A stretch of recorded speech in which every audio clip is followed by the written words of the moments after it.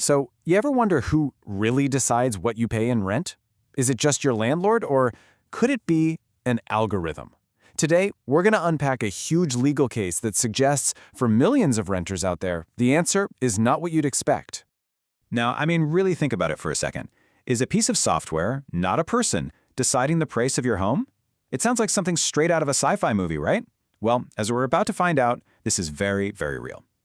And yeah, this isn't just some hypothetical question. The US government literally just stepped in and forced a settlement that's making huge waves across the entire real estate industry. So let's get into what actually went down. All right, first up, let's meet the main players in this whole saga and figure out what they agreed to. So, on one side, you've got the Department of Justice, or the DOJ. Think of them as the government's referees, making sure all the companies out there are competing fairly. And on the other side, RealPage, a tech company that makes software used by landlords all over the country.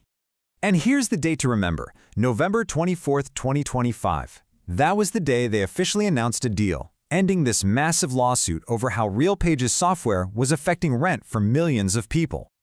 So, what was the big deal anyway? What was RealPage actually accused of doing? Let's dig into the core accusation.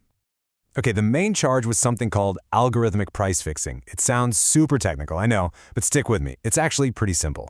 Imagine if every coffee shop in your town secretly used the same app to set the price of a latte. They wouldn't really be competing anymore, would they? Well, the government argued that's pretty much what was happening with rent, pushing prices way up. And hey, you don't have to take my word for it. Here's a direct quote from the DOJ's antitrust division. They claim landlords shared sensitive information and used these algorithms to keep the price of rent high.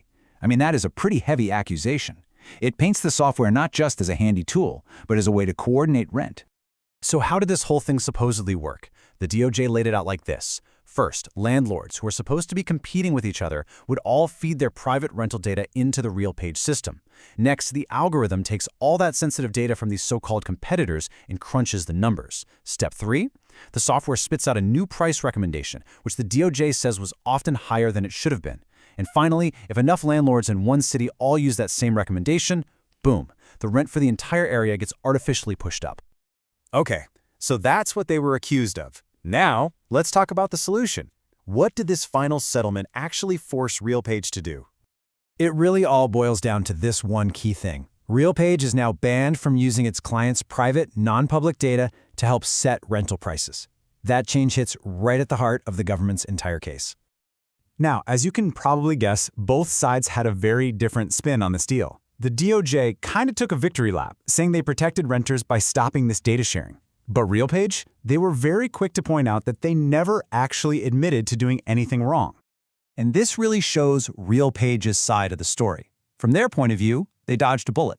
They don't have to pay any massive fines, no damages, and, this is the big one, their software can keep running as long as it plays by the new rules.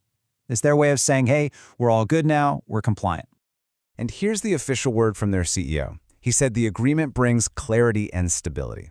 You can kind of read between the lines there, right? It sounds like the company was just really eager to put this whole legal fight behind them and move on. But this whole legal drama didn't just pop up overnight. Let's do a quick rewind and see the key moments that led up to this settlement.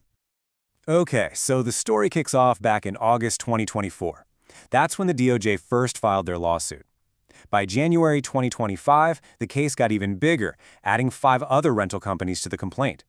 Then, a major turning point in August 2025. The DOJ settled with Greystar, a huge user of the software. That probably put a ton of pressure on RealPage, leading to this final agreement just a few months later in November.